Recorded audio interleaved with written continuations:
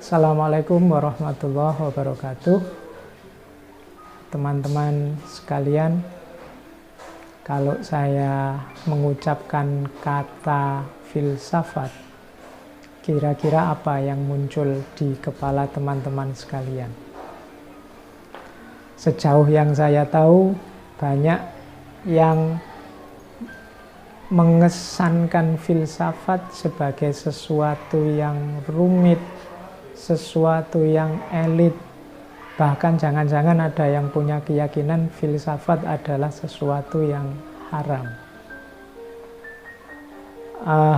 Sebagai sebuah pendapat, saya kira hak setiap orang untuk suka atau tidak suka dengan filsafat.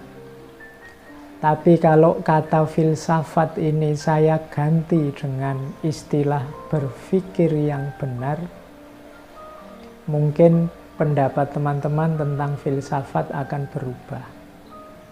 Hakikatnya memang filsafat adalah satu disiplin kajian yang mengajarkan kepada kita cara berpikir yang benar. Di beberapa kesempatan sering saya sampaikan, orang boleh saja tidak suka dengan filsafat, tapi tidak mungkin orang tidak mau berpikir yang benar. Padahal hakikatnya filsafat itu ya berpikir yang benar itu. Jadi ada adagium dalam bahasa Arab yang teman-teman mungkin sering mendengarkan, al-insanu hayawanun natik. Manusia adalah binatang yang berpikir. Jadi berpikir adalah penciri utamanya manusia. Berarti ketika seseorang kehilangan kualifikasi dirinya dalam berpikir, dia tinggal hayawannya, tinggal unsur kehewanannya. Dari titik ini sebenarnya bisa kita simpulkan bahwa filsafat itu sangat penting untuk kehidupan kita. Dulu filsafat ini dihidupkan antara lain oleh para tokoh Yunani dalam rangka mengkritik cara hidup yang serba mitologis, serba mitos. Jadi di awal kelahirannya di Yunani, filsafat ini mengkritisi cara hidup yang serba mitos. Teman-teman mungkin pernah membaca bagaimana orang Yunani zaman dulu sangat terikat dengan mitos-mitosnya, dewa-dewanya, ada Zeus, ada Thor, dan lain-lain. Nah, filsafat hadir karena tidak puas dengan jawaban-jawaban mitos.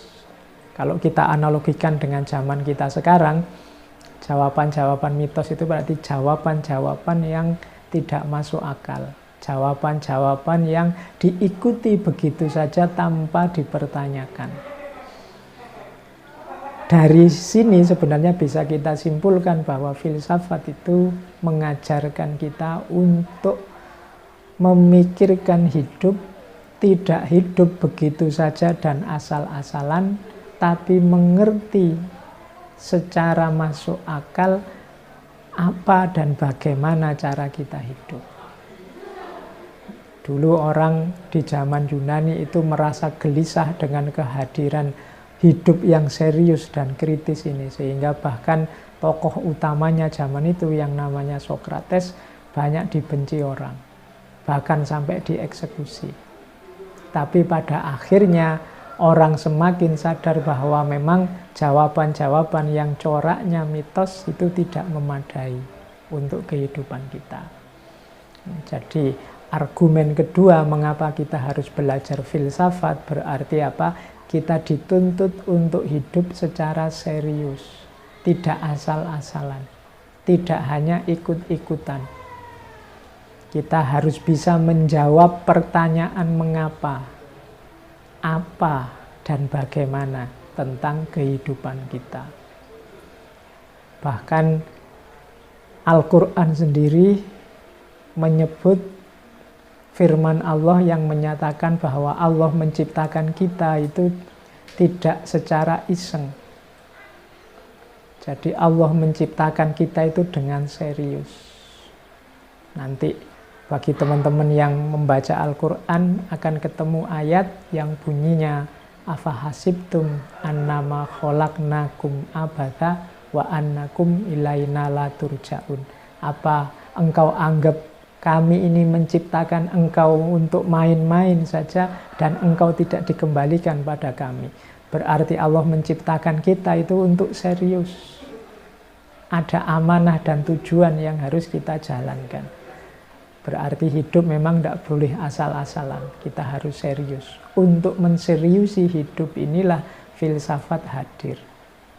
Makanya katanya Socrates, an unexamined life is not worth living. Hidup yang tidak diuji, hidup yang tidak dikaji secara serius adalah hidup yang tidak berharga.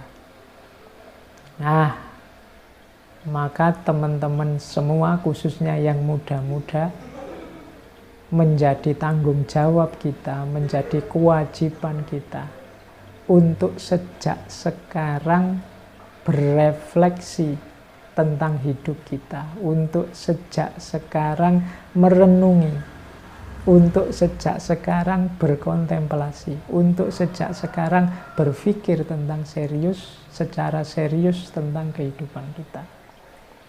Karena itulah sebenarnya amanat yang diberikan oleh Allah kepada kita dengan memposisikan kita sebagai khalifahnya. Tidak menunggu besok. Kalau sudah menunggu besok, mungkin teman-teman targetnya, Pak, saya pinternya besok saja, saya belajarnya besok saja, menseriusi hidup besok saja, mumpung sekarang masih muda. Kalau tidak dimulai sekarang, maka kita akan terlambat. Karena hidup tidak terlalu panjang. Manusia itu hidupnya tidak terlalu panjang. Kita mempersiapkan hari esok, itu persiapannya sekarang, tidak besok.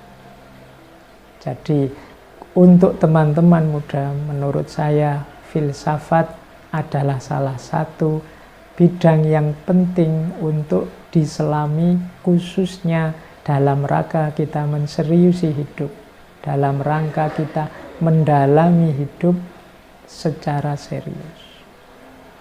Jadi teman-teman muda, sudah saatnya untuk mulai belajar filsafat. Dulu dalam sejarahnya, kalau teman-teman mau jeli, coba dilihat peradaban-peradaban besar dunia yang itu merupakan puncak-puncaknya peradaban sepanjang sejarah, selalu saja penguasanya adalah yang menguasai ranah filsafat dan ilmu pengetahuan.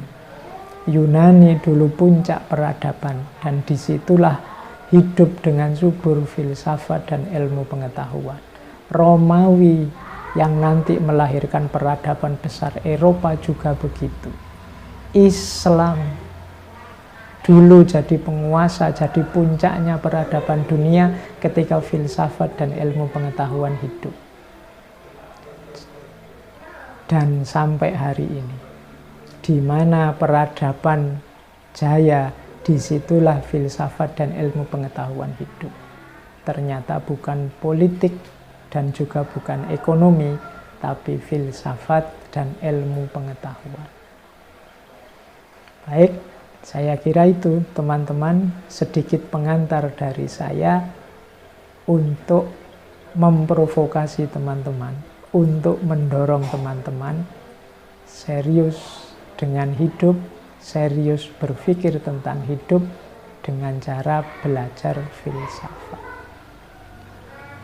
Saya akhiri sekian, sedikit uraian pemancing dari saya. Kurang lebihnya mohon maaf. Wassalamualaikum warahmatullahi wabarakatuh.